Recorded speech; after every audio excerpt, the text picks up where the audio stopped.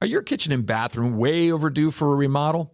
Well, I got the guy for you. Call John Sellers at First Response Contracting, 484-256-7136. Both residential and commercial services, and he's licensed and insured. Call him at 484-256-7136. First Response Contracting. Hello, this is Brad Weisman, and you're listening to Real Estate and You. We have a really cool guest here today, and we tried to do some live streaming today, but it didn't work out so well. But that's all right. We're going to work on that and get that up and running a little bit better. But I have Bryce Stewart is my guest today, and he's a guy that's basically retired at the age 41, and he was a teacher first. And it's just a really, really cool story. It just shows you how anybody can get into investing in real estate and make it a success. And this guy's going to tell you how he does that. And so without further ado, I'm going to bring in Bryce Stewart. Bryce, how you doing, man? Hey, Brad, thanks so much. I appreciate that introduction. Oh, no problem. I'll give you a little clarification. I'm 41 years old now, but I retired at age 35. That's right. I forgot about that. See, I just want to make you older because I'm 50. So, that's just the way it is, man. So when I'm 50, everybody's 41 at this point. So that's just the way it is. Right.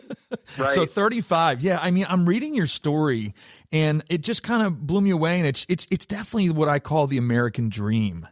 It really is. I mean, what you did and what you're accomplishing right now is just pretty awesome. So give me a little background about, how you make a decision to go from teaching into what you're doing now. And one of the things I wrote down as a note, and you'll get a kick out of this, I said, I put this as a question. How does the conversation go with your wife when you come home and say, hey, by the way, I'm going to quit teaching, which has an amazing pension, has great health insurance, and I'm going to actually just go into this investing full time? How'd that go? Yeah, that's a great question. Let me, for your listeners, I just want to give them a contrast for where I was and where I am so they can get a picture of why they should even listen to me. So I'll start with where I am, actually. At this point, I have I'd say around $4.5, maybe $5 million of real estate in Northampton County, Pennsylvania. Awesome. It's all in the city of Bethlehem, which, to give a context, is about an hour north of Philadelphia, maybe an hour and change west of New York City.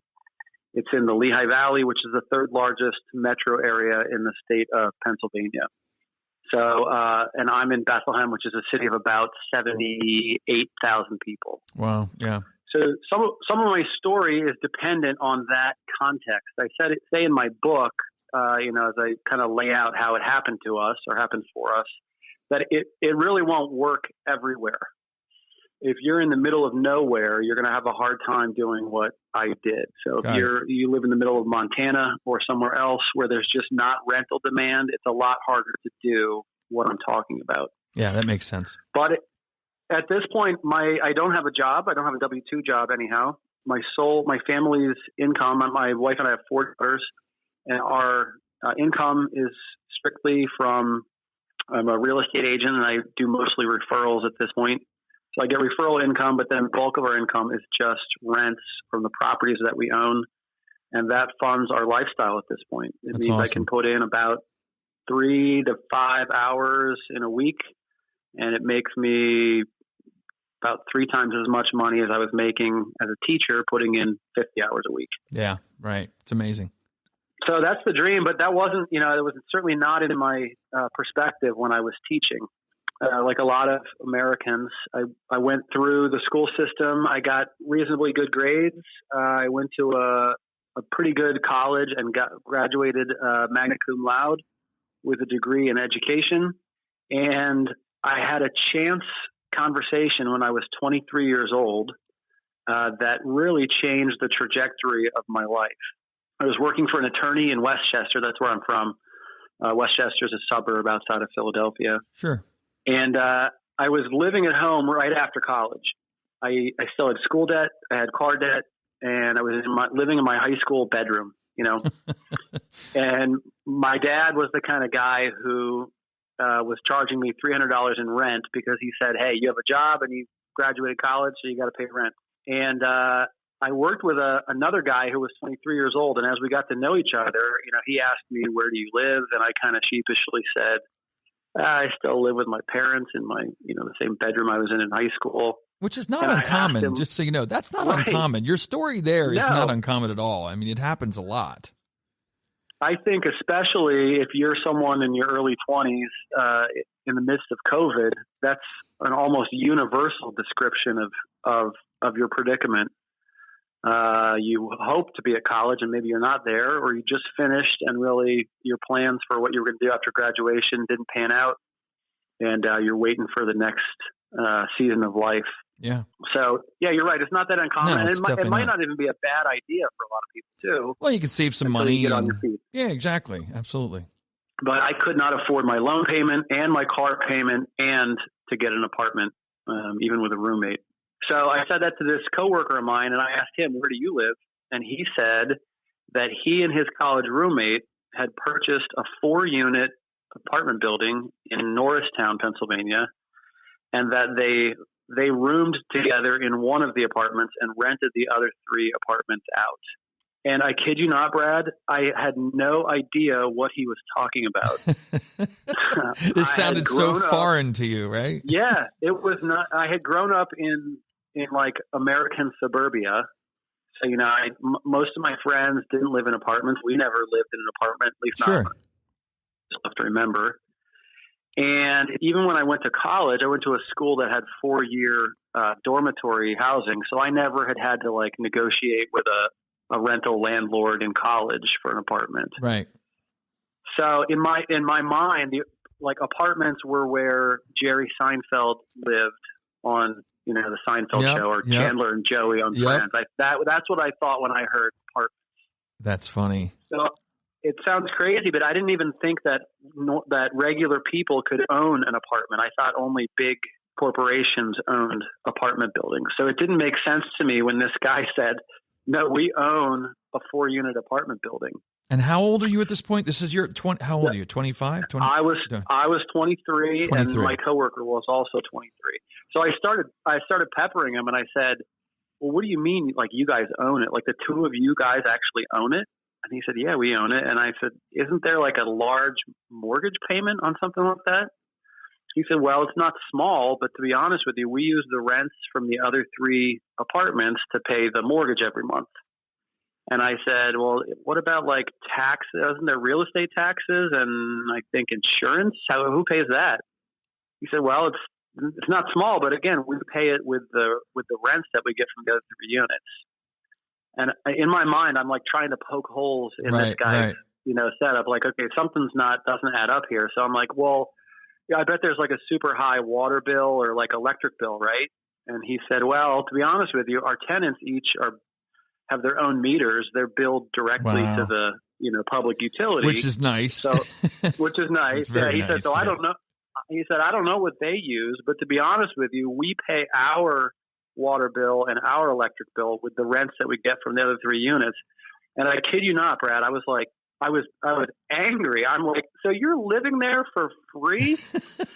And I'm paying $300 a month to live in my high school bedroom. That's funny. And you guys are living for free. And he stops me and says, "Actually, it also puts $100 a month in each of our pockets." Oh my gosh, you guys probably wanted to punch this guy. You know what I mean? At this point, I'm getting ticked. I just couldn't believe it. I was mad, Brad, but I wasn't mad at him. I was mad that no one had told me that you could make money like that. I thought people make money from their job, and that's it.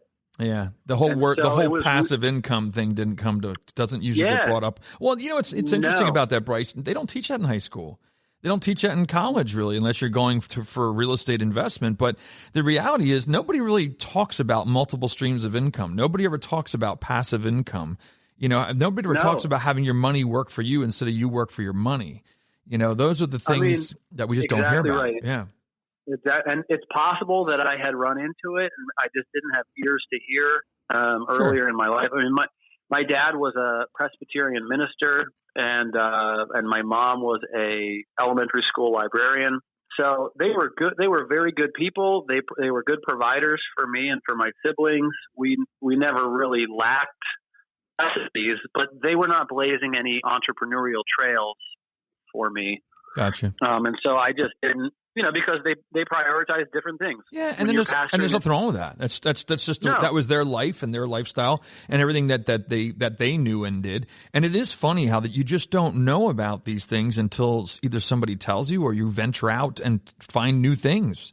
You're a Presbyterian pastor, you have to prioritize shepherding your flock. Exactly. You might not serve them well if you're off trying to do entrepreneurial deals.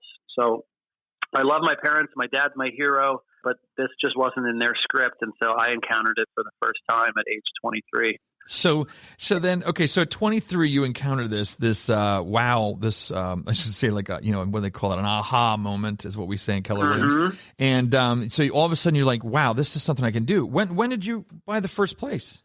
So it didn't happen for a while, but it did plant a seed in my mind. I think for a lot of people that's how it happens, is you hear about it. Well, I'll say this. For some people, they hear about passive income streams. Mm-hmm. And the only place they ever hear about it is like on maybe a late night infomercial. Yes. Or like a YouTube video. And it seems very maybe snake oil salesman kind of stuff. Well, those things are typically not things we consider to have a lot of integrity. So we then we discount it and we go, oh, well, this can't be true because it's on late at night. Exactly. Or maybe it just seems too exotic. Yeah. That, I get in theory, maybe it's true, but it's not for somebody like me. But at age 23, I had like social proof right in front of me. My coworker was not lying to me. That was actually what they had bought and what they were doing. And so it smacked me right in the face as being something that wasn't just, somebody trying to trick me into buying their program or product or seminar. It was something that this guy had done. Real. So I asked him, I said, who told you how to do this? How did you figure this out? And he brought in the book for me the next day, Rich Dad, Poor Dad. Read that book. It's a great book. It's great. It really definitely lays it out there.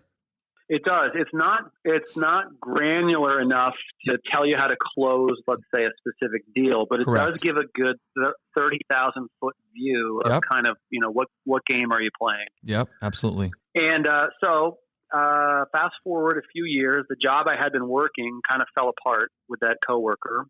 I got a teaching job and I got married at age 26. And my wife and I bought a 1-bedroom condominium in Bethlehem that was a brand new luxury 1-bedroom condominium. Nice.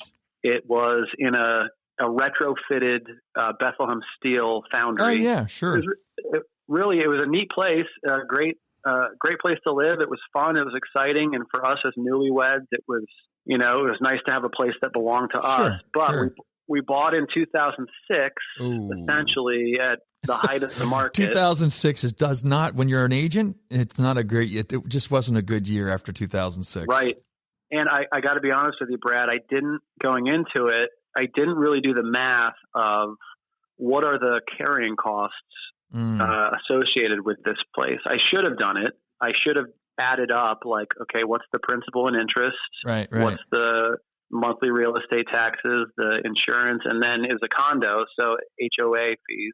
And it came down to it that a year and a half after we bought the place, we found out that we were pregnant with our first daughter. So it was only then that I did the math and realized, one, the market had completely tanked, especially for condominiums. How much do you think you lost from 2006 to 2008? Oh gosh. So we owed $150 on it. Mm-hmm. And similar places were selling for like 85. Yeah, that's not that's not good. No, we were underwater. Yeah, absolutely. So was everybody else. So was everyone else. Yeah. But that didn't help my position. And I'm like, okay, so we couldn't sell because we would not be able to make up the difference between what we owed in the loan and what we could get. Mm-hmm. And that's when I did the math. Okay, if we rent it out, what can we rent it out for? And we realized it was costing us $1,400 a month in like fixed carrying costs. And the most we were going to get in rent was like $1,100. Right.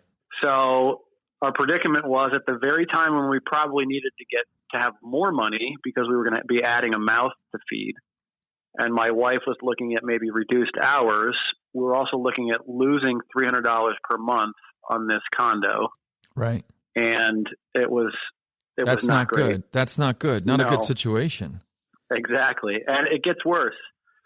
We found a Lehigh professor that was willing to rent from us for $1,100, which is great. And then we rented a 2-bedroom apartment. So we were simultaneously tenants and landlords. Wow. Interesting. If that makes sense. Is that because you need the space, I guess? Yeah. We wanted the extra bedroom for the baby, and just felt like we needed that more. Like a 1-bedroom condo really wasn't going to work for a family of 3. Gotcha. So you rented another place and then rented your place. Got it. Yeah, we rented a 3rd floor, 2-bedroom walk-up apartment in downtown Bethlehem. My poor wife, with a C-section and a baby, is carrying, a baby seat up 2 flights of stairs. And I'm teaching, I was a 6th grade teacher at a middle school in Bethlehem. And I come home one day after work, maybe my daughter's 5 months old, and I walk up the stairs in the door, and my daughter is crying her head off in the crib, and my wife is on the ground in the middle of the living room in the fetal position, bawling her eyes out. Oh, no, this doesn't sound good. No. I'm Not a good way to come home. No, I'm like, what's going on? Are you okay? What's the matter? Are you all right? Are you hurt? What's going on? And she looks at me and she goes, I'm pregnant again. Oh my gosh. And so, oh man. So how old was your first one? She was 5 months old. Oh my gosh, Bryce. We had 2 kids, 13 months apart, and had a condo that was losing us money. And my wife had taken reduced hours after our first child, but it meant that like with basically two infants, she was not going to be able to work at all.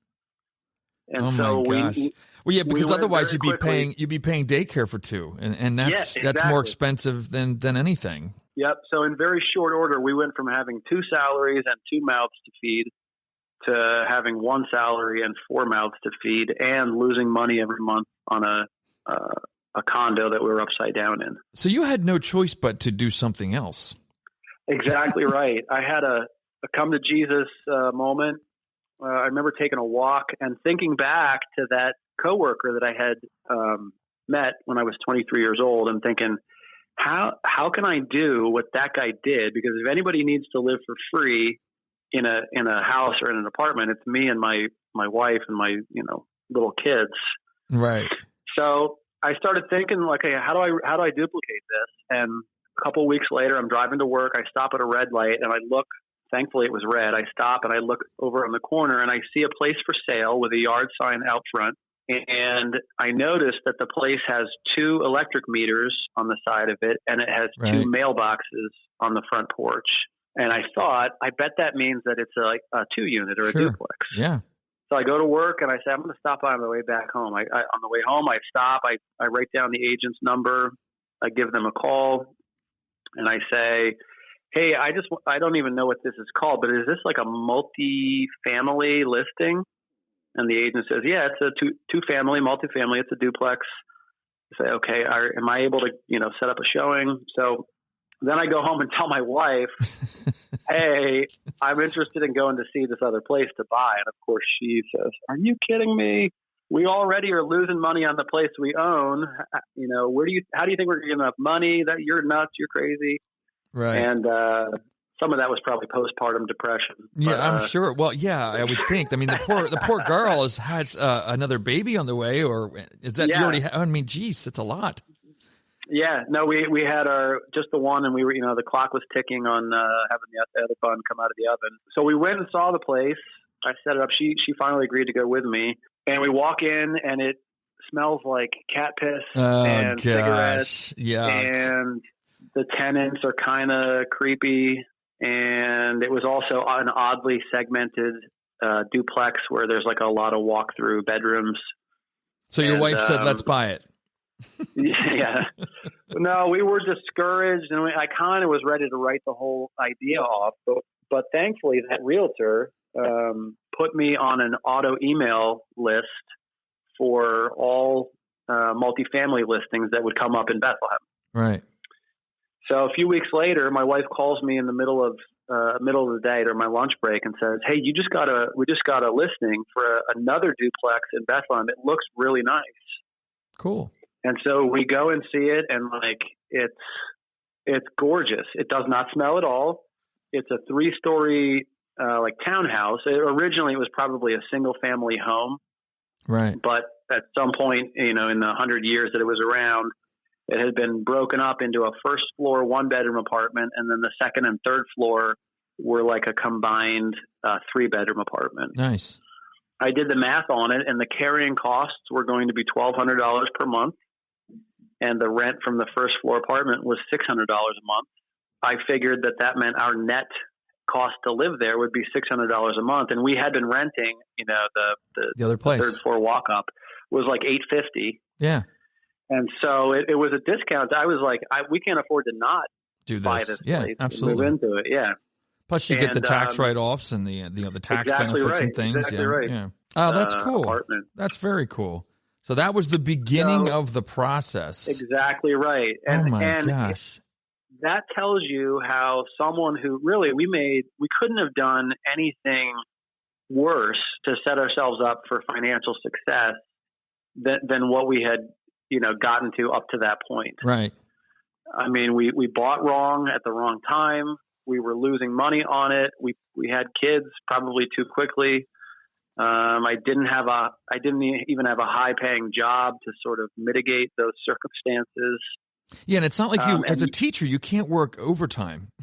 No. You know what I mean? Yeah, that's feeling. Exactly right. Yeah, there's definitely, as a teacher, my wife's a teacher, so I'm very familiar with that. I mean, there's no working overtime. There's no, hey, asking the boss for extra hours on the weekends or anything like that. It just doesn't happen. Your salary is your salary. That's it. You got to make it work.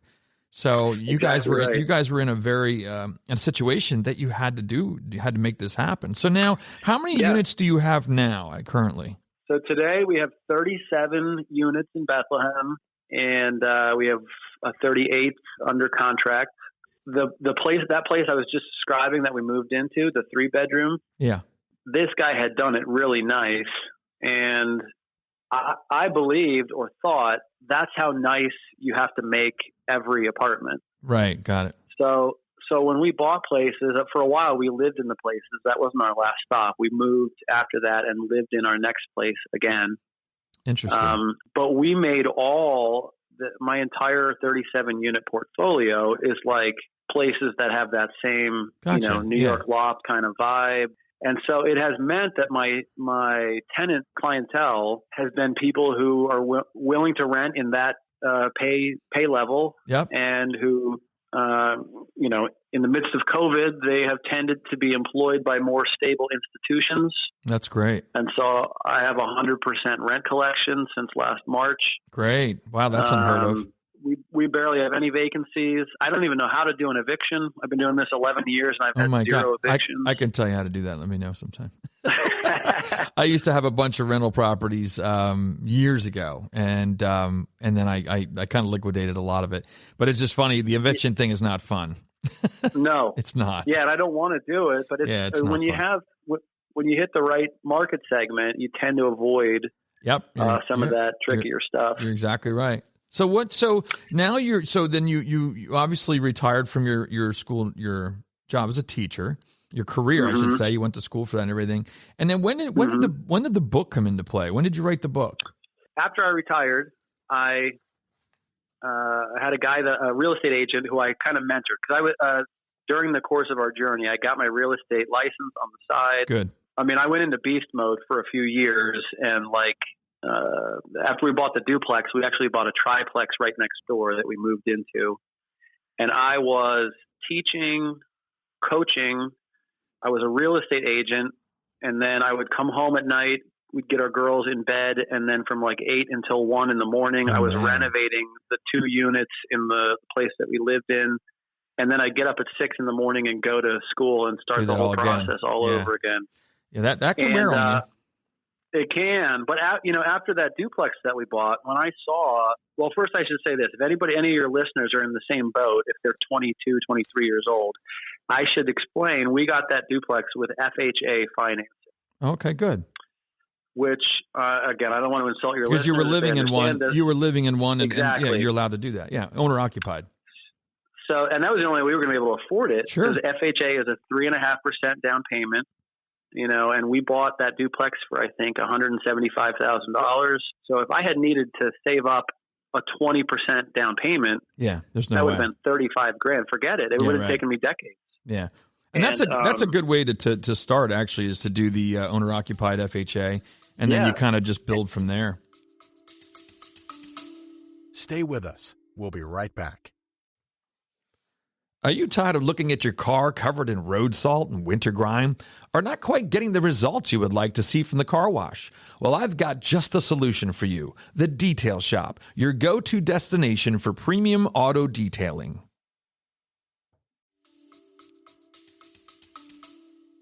Yeah, and then a year and a half later, we refinanced out of the FHA loan and into a conventional loan. Yeah.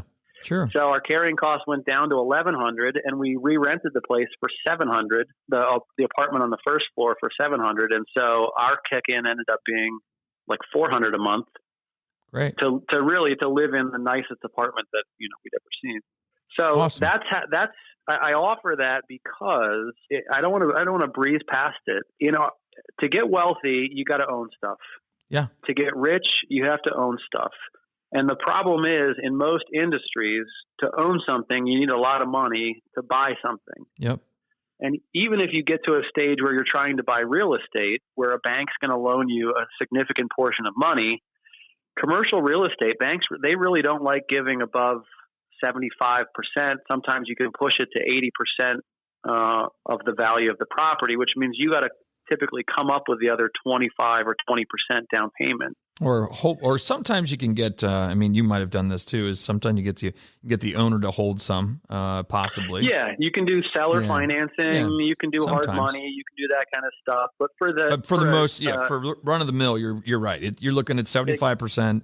Or 25% down, 20% down, and it's tough. I mean, that's a lot of cash to come up with.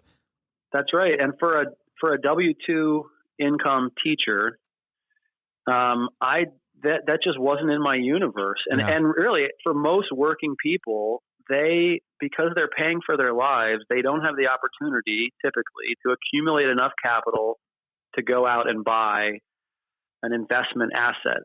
Yeah. The good thing about an owner-occupant FHA multifamily is that with a very little amount of down payment, 3.5% down payment plus closing costs, you can gain possession of and ownership of a six-figure asset. Like for us, $175,000, essentially investment-grade asset. Yeah. That's going to produce income. That's going to give you tax benefits. That's going to give you depreciative write-offs, and that over time is also going to appreciate in both its worth and in the rents that you're able to charge. And so I just think I don't want to breeze past it because for the normal person who has a normal income, that is the best shot at getting a hold of something that's going to build wealth for you long term, is because you can leverage it so strongly and with such little risk, because at the end of the day, you have to live somewhere. Yep. So even taking on the mortgage payment is just taking on essentially a monthly housing payment. Yeah, I agree. That's probably one of the things that I'm amazed that most people don't look into, especially as a first-time buyer. You could a first-time buyer could buy a property that is a 2-unit or 3-unit, owner-occupied. They move into it. One of the, and they could live in a very small apartment, rent out the 2 larger apartments, and basically live for free or have some cash flow. Exactly, it's just right. That to me is just, I always was surprised that more young people or more first-time buyers aren't doing that with FHA. It's definitely a great opportunity. Yeah. Every state in the country, housing is, for most people, the largest cost in their budget. So you have the opportunity to both give yourself long-term investment success and to mitigate the biggest budget expense for most people's lifestyle. Yeah, I agree. So I just think it's a great opportunity, and it's because of the way our banking system is set up and the subsidies that our government gives to help people buy homes. Yeah, definitely. So tell me, if somebody gets a hold of this book, is all this stuff going to be in there? Yes. Yeah, I walk you through it step by step with some of our both budget math and some of the process of, how we got approved for a loan. And here's the thing, it's not a reference book, because I've found a lot of times you buy a real estate or investing book, and it's like trying to drink out of a fire hose. Yeah. This is, it's the story for us, but it gives you a picture, kind of like Rich Dad, Poor Dad, of the steps you can take to set you up for financial success, and in a way that a normal family like my wife and I would do. Right. No, so there was nothing special about us. The highest math course I took in college was elementary teaching math methods. Right. And I didn't at the time have a real estate license. I didn't have any real specific expertise. I was just a teacher who was desperate to change my income picture and to try to get us on the, getting ahead rather than falling behind. Gotcha. Well, I tell you what. Yeah, go ahead. I wanted to have you wrap it up and tell me, is there anything that you have for advice for anybody looking to do what you're doing? What's the biggest thing that you've learned? What's the best advice you could give? We did not have any consumer debt when we did this. So as great as it sounds, if you've got other budgetary problems going on, solve those first before adding any risk to your plate. Gotcha. Because That's smart. It's not a risk-free choice. So get a budget if you want, or point in the right direction. There's a website called youneedabudget.com. It is a terrific tool. It's the closest thing to digital envelopes for your money that you can get. I don't know if you ever heard of Dave Ramsey, but of course, for people who struggle with budgeting, he makes them get their paychecks out in cash and put the money into actual envelopes. Yep, in envelopes. Yep, absolutely. Yeah, this program does it as like digitally, so that you don't actually have to take out the cash. And say that again. What's it called? It's called You Need a Budget. It costs $50 per year, which I'm going to be honest with you, that's less than the price of one marriage counseling session. And it has done more wonders for my marriage, being able to, couples fight about money. Oh, absolutely. So, actually, it's probably one of the number one things people fight about is couples. Yeah, exactly. So that helped us organize our household budget. And then in the process too, we've been acquiring real estate, which has helped us on the income side. Excellent. To bring more and more in. Excellent. The book, I'm sure I'll give you the link to put in the show notes for your listeners. It's for sale on Amazon. You can get either the Kindle version or the paperback version. But it walks you through step by step how we did it. And I take you from that day when my wife's on the floor in the middle of the living room crying, all the way through the day when I walked in and handed my resignation to my principal and said, "Hey, it's been great. I'm retiring. I'll see you later." That's cool. That's really cool. That had to be an amazing moment. It was fun. It was good. I didn't do it with any vindictiveness, but it was nice to get the freedom. Oh, absolutely. That is total freedom right there. Well, I want to thank you, Bryce, for coming on the show today. I really, really appreciate it, for taking the time to give us a little bit about your situation, your story here, which I think is an awesome story. I would suggest anybody should come out and pick up a copy of that House Hackers Guide. It sounds really cool. There's also just going on your website, which I think is just your name.net. Is that right? That's right. Bryce Stewart, which is BryceStewart.net. That gives you my author page, which has a link to my book and to other podcasts I've been on. Yeah, and there's all kinds of good stuff on there. It was really cool to look at. I like that video you did also. There's so much on there. So thanks so much for coming out to be on the show today via our phones. The streaming didn't work, but next time we'll try and get that to work too. So thanks a lot, Bryce, for being on the show. Terrific. Thanks. Take care. Well, there you have it. That was Bryce Stewart. What an amazing story there, going from teacher to real estate investor. That's just so much information there. Pick up his book, check out his website, and thanks for listening. I really appreciate it.